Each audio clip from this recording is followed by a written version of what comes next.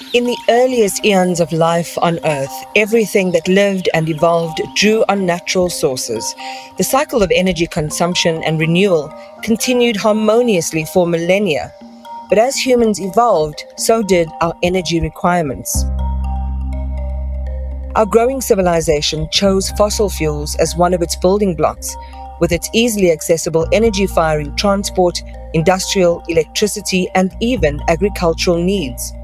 But the benefit of hindsight and an ever-increasing data pool have revealed the flaws in that strategy, and the race is now on to reverse the centuries of climate and environmental harm caused by coal, gas, and oil. The good news is that there are more than a few renewable options on which to build a better future, and the technologies and ideas supporting these new energy sources are growing rapidly. These alternative energy sources are all vying for their positions in the future energy mix, and while one may come to dominate, for now, they're all worth exploring.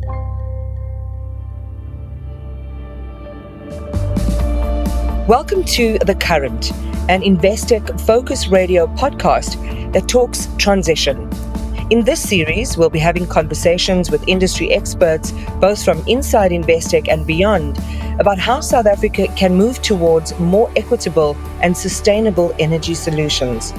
In this episode, we're going a little deeper on some of the renewable energy candidates that don't always get the headlines. We discuss their pros and cons, and how they may just become a critical part of our planet's energy requirement. Let's meet my guests. My name is Chanda Nxumalo, and I'm the Managing Director of Hartmattan Renewables.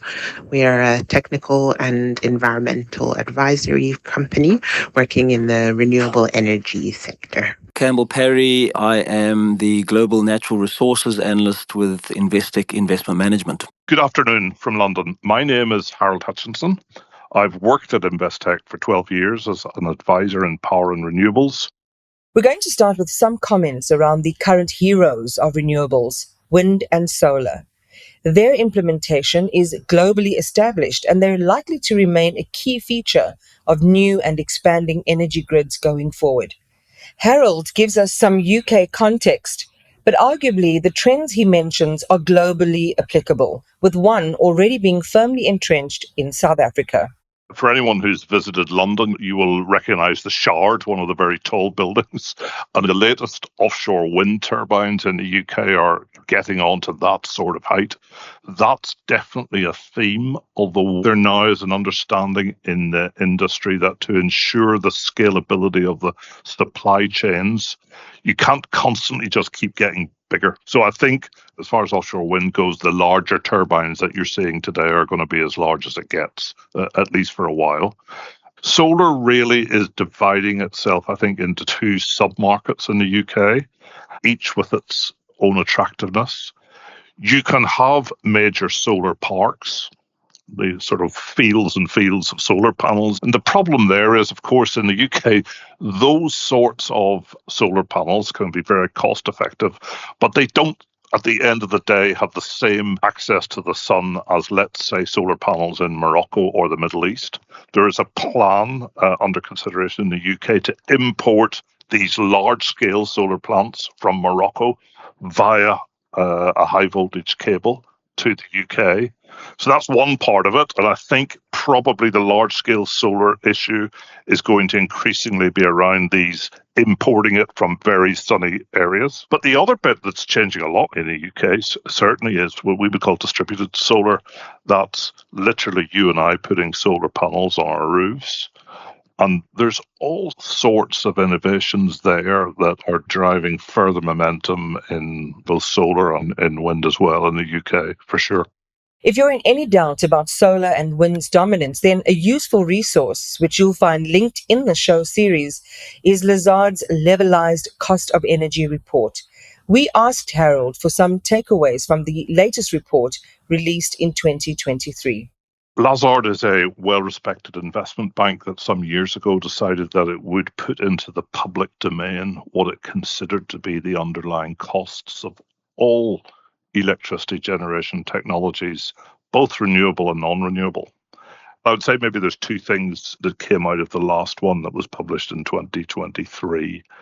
Firstly, there is no doubt that scalable global technologies such as solar are winning. The cost dynamics are far more favorable than with other technologies.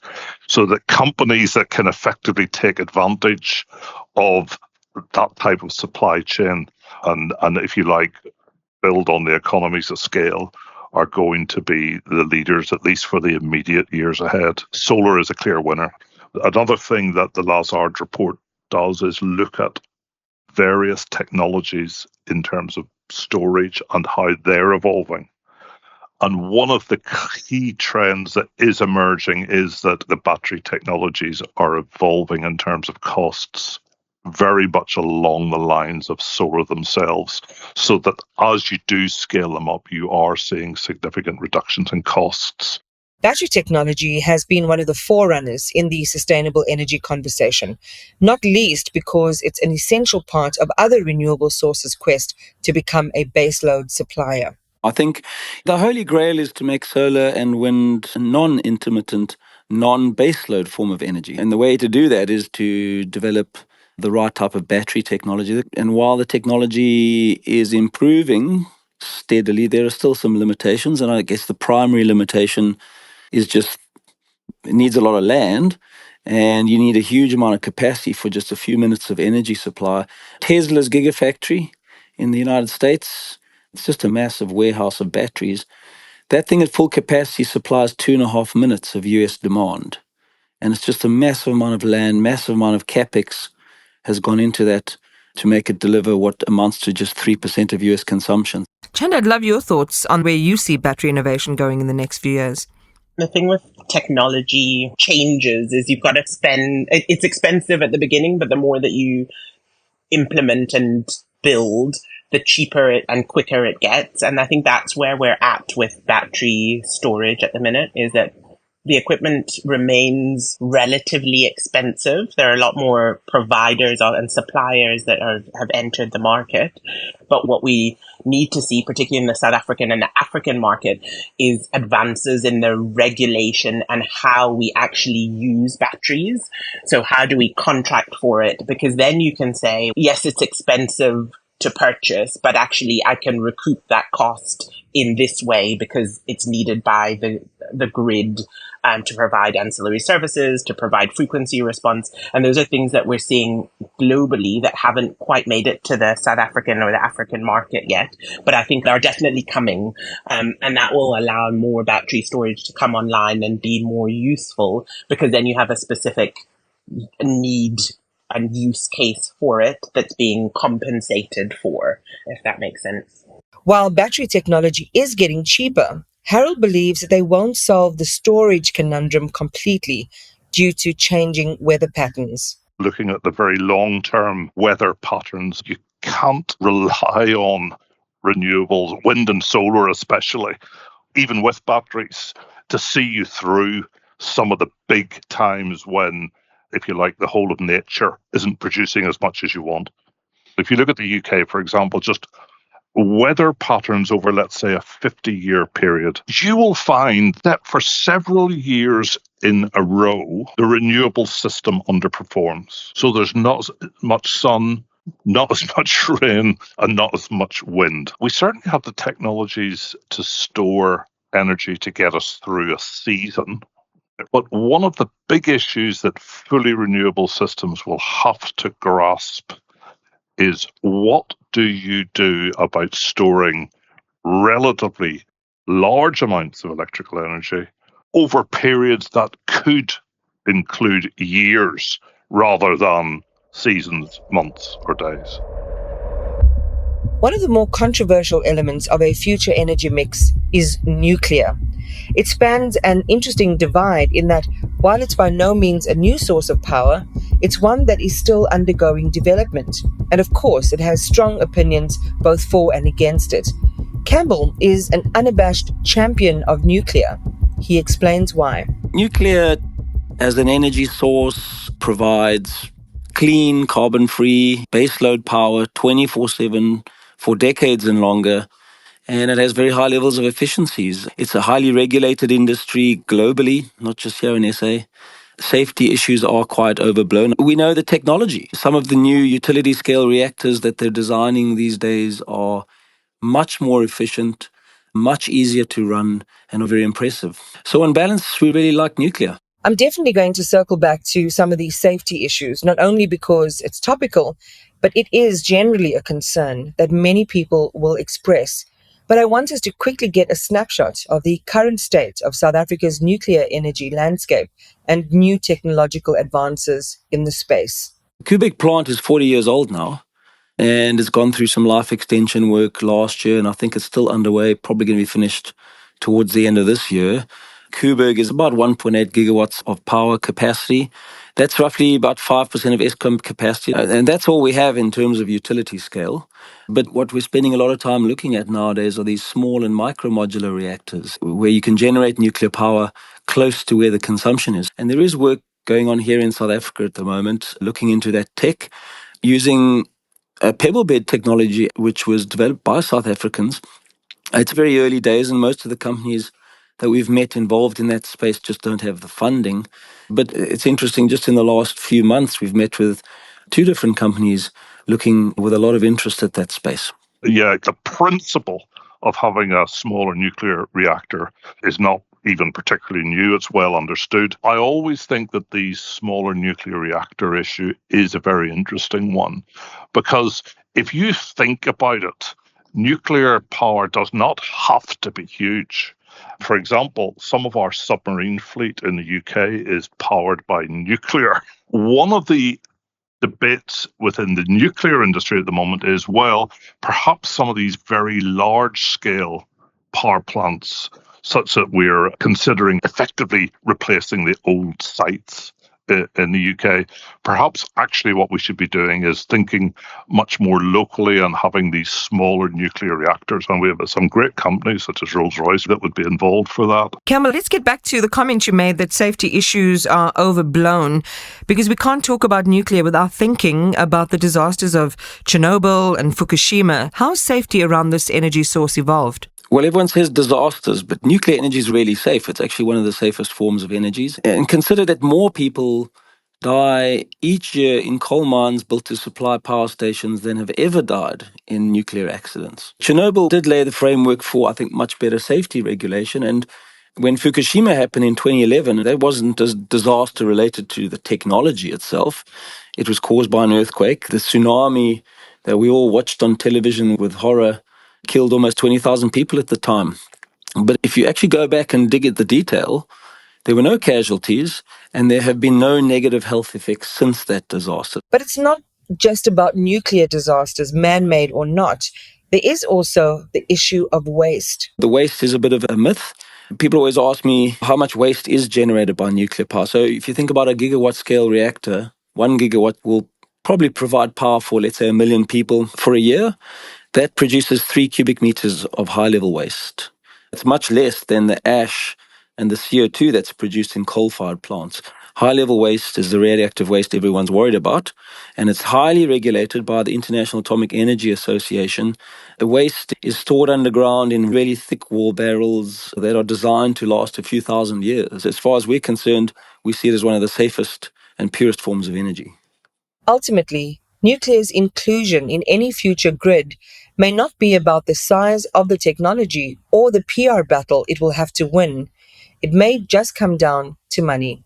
Chanda elaborates. My thoughts on it are less worried about the safety and more just how nuclear would be funded and financed by South Africa Inc., let's call it, and then ensuring that any plants are actually built in a quality manner and then be able to be operated in the future. So I think the funding is probably the main area that I see that may be a stumbling block to nuclear actually coming online in the South African market in the near future. But if that can be sorted, then I think that the push from government is really to have it as part of the mix. Our conversation with Harold, Chanda and Campbell continues after this.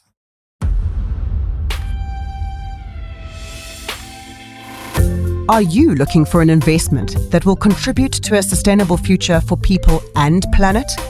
A place to put your money to do good and simultaneously do well. Investec Wealth and Investment has the solution for you.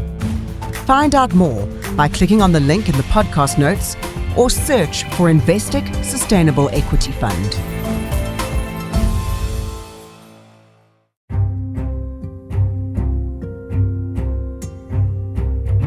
The other renewable that gets a lot of press is hydrogen. This topic has come up a few times in the series, and the general consensus is that, as things stand currently, it's not quite deserving of the hype. But we all know that technology has the potential to change overnight, and future developments in this space may see hydrogen becoming a firm fixture in our energy mix. Before getting to that though, Campbell has a quick refresher in how hydrogen is used in the energy sector. If you think about a wind installation producing electrons, those electrons can be converted to hydrogen through electrolyzing water, and you can store those electrons for use later in the form of hydrogen. So it almost works like a battery, but as we've done research on it over the years, I think we've become a little bit more negative and a little bit more cynical about hydrogen's place in the energy mix in the near term, and certainly in the medium term too.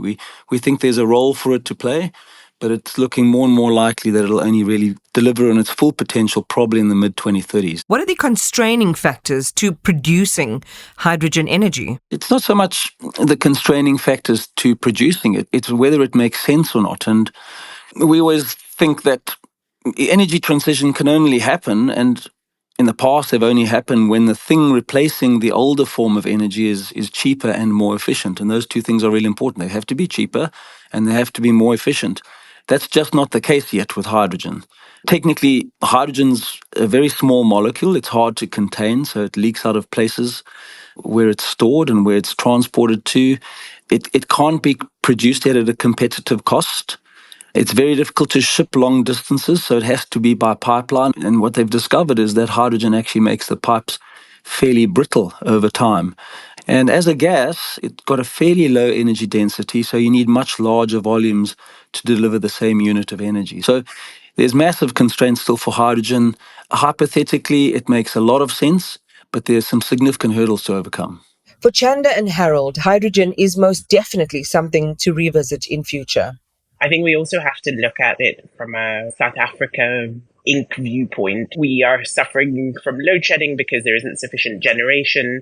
Do we want to solve that problem first before potentially looking at selling green hydrogen to Germany or Canada or wherever it's going to? Let's use hydrogen where we really need it, which is in its existing uses. Yeah, for example, fertilizer would be the obvious one, but there's also uses within the petrochemical sector. If we went back, let's say, 5 to 10 years in the UK, that might have seen a major role for hydrogen in public transport. That's now a much more nuanced debate.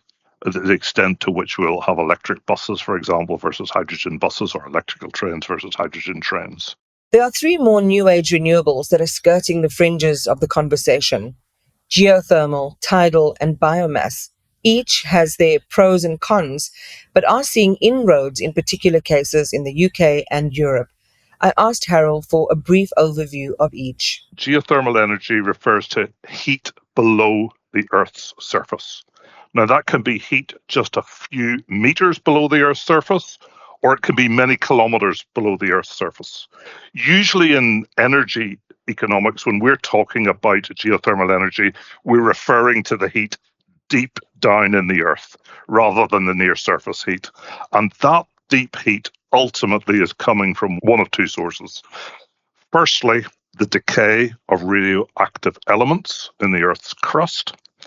And secondly, heat that is seeping slowly through from the very core at the centre of the Earth itself. One of the pushbacks against geothermal is, frankly, that it is most suited to some specific geographic situations. Most clearly in Iceland, for example, when you're close to tectonic plates. So geothermal is not evenly distributed across the Earth in terms of its capability. What are some of the pros of geothermal as an alternative energy source? The first that is often overlooked but does get talked about here in Northern Europe is the following. At the end of the day, solar, wind and hydro are all derived from the sun, either directly in the case of solar, obviously, or indirectly in the case of the others, either via air temperature and wind movements, or the water cycle itself in the case of hydro. Now, that's all very good, but geothermal offers a complete diversification, and that's its first advantage. The source of the energy is from the earth itself. As long as you do not extract the heat faster than it is naturally seeping out from the Earth's core, geothermal will last for hundreds, if not thousands of years. The second advantage of geothermal is that when it's harvested, in principle, it's reliable and available all year round. Often people talk about the intermediacy of wind, solar, and even hydro assets. So you don't have that with geothermal. That geothermal heat can be used for one of two things. It can be used for heating itself, buildings, homes, or it can be converted into a traditional steam turbine for electricity generation. And in a country like Iceland, which uses geothermal a lot, it can be used for both. Maybe the last advantage I would point to of geothermal is that it can help in some countries bring a high degree of energy independence. And obviously this is something that is being talked about a lot now in Northern Europe, given some supply issues with Russian gas. And to give an example of this, let's go back to Iceland, which basically generates over 25% of its electricity from these geothermal sources. So it is a meaningful technology in some contexts. As part of the geothermal extraction process, there must be things like drilling, etc., that aren't environmentally friendly. Does that outweigh the sustainability of the source? Look, let's take a holistic sustainability perspective and compare geothermal electricity with, for example, electricity generated by oil or gas. Both are leaving a negative environmental footprint, if we want to call it that, through their mining activities associated with the generation of the electricity.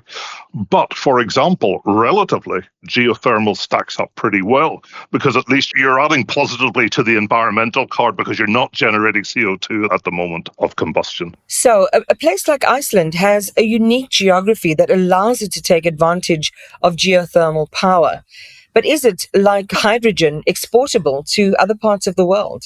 Given that we have high voltage direct current transmission lines between countries in Northern Europe, just because, let's say, Iceland is favourable to geothermal production doesn't mean to say you can't have that in Great Britain, for example. In fact, although there is no high voltage line today between Iceland and the UK, there are development proposals for just such a line.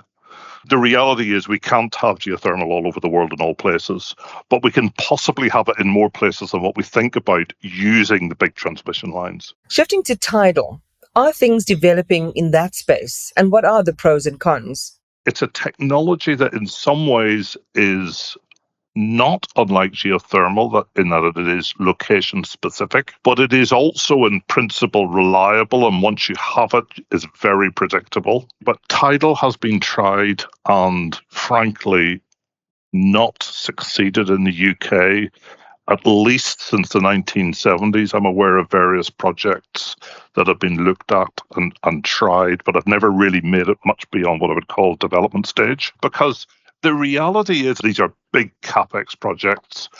And at the same time, what's been happening in the UK is that wind and solar costs have been falling dramatically.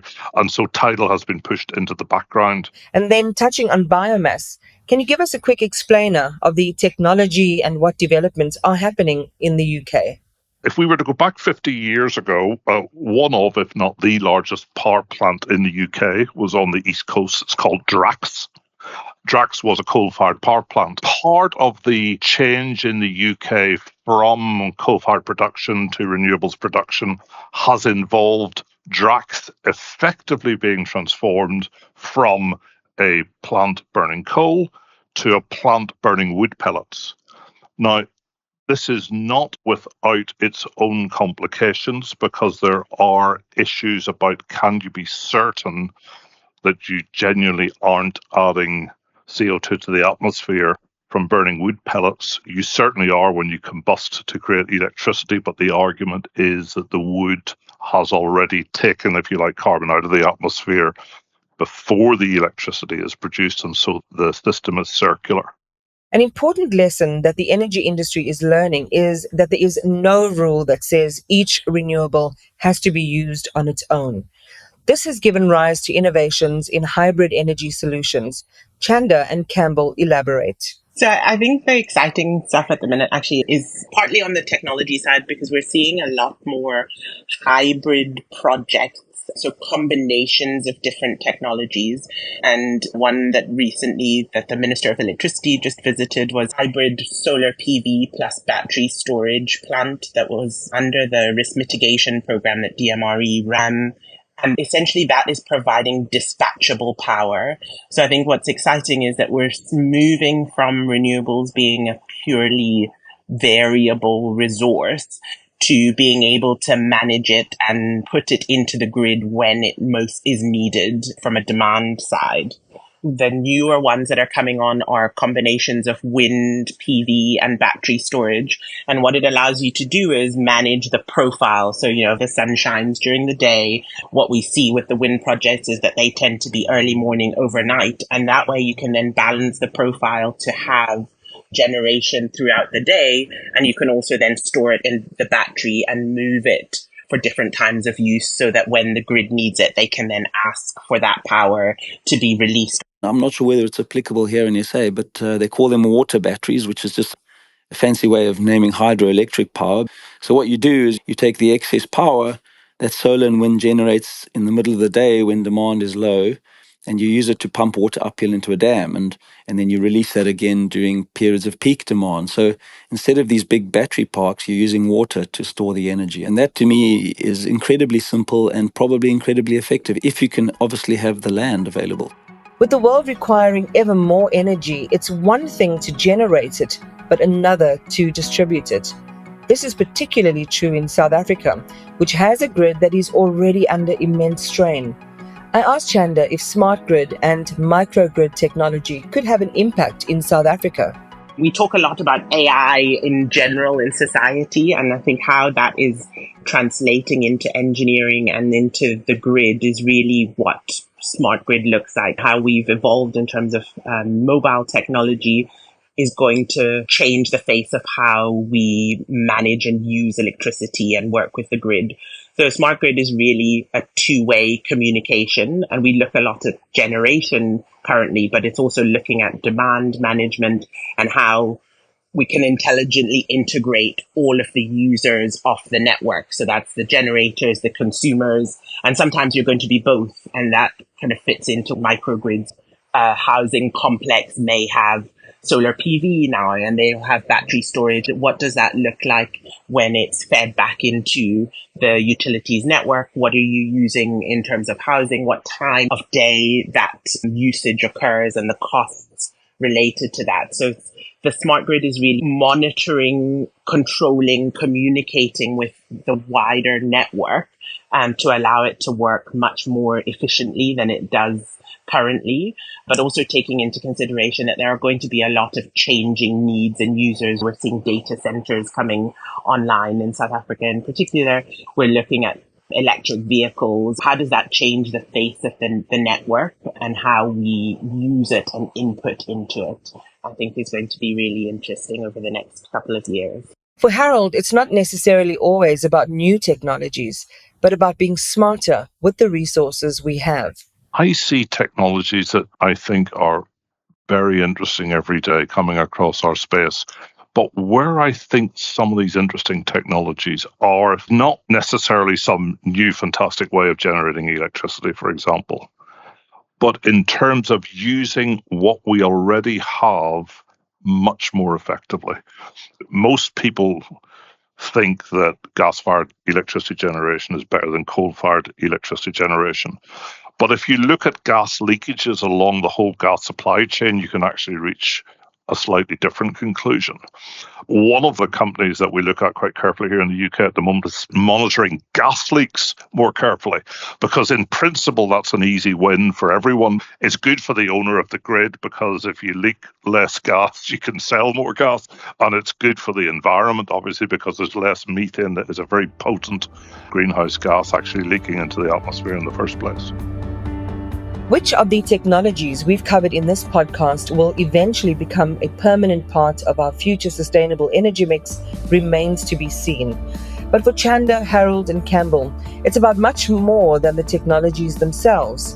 Be it solar, wind, hydrogen, geothermal, tidal, biomass, nuclear, or any as yet undiscovered renewable. It's how we assess and integrate these energies in an holistic way that will ultimately allow humanity to achieve our climate goals. What I'd say is in all of this, there's the whole surrounding industry with skills that need to be built and developed, and the lawyers need to understand all of those changes. The engineers need to understand it. Environmentally, the impacts are slightly different with a larger turbine than they are with a smaller turbine. I think the next couple of years is going to be really fascinating with how all of this converges. Personally, I do not think any energy technology is a silver bullet. I think you have to see any technology in a much broader context than, let's say, just decarbonisation. So I think when you're assessing technologies, you have to take a broad, sustainable approach rather than a narrow approach. As a country, we should be very proud of what we've done, particularly in the renewable space so far. And I know we have the capacity to do more. We have the intellectual abilities, we have the financial wherewithal, and in many cases, we can do it as well as anyone on earth. I think it's a really exciting space from so many perspectives, and it's going to open up multiple new opportunities for jobs, for economic growth.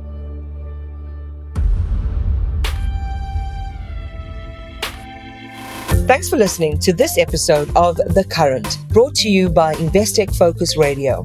In our next episode, we're focusing on the brilliant potential of South Africa's solar industry. You can find all episodes of The Current on the Investec website or wherever you get your podcasts.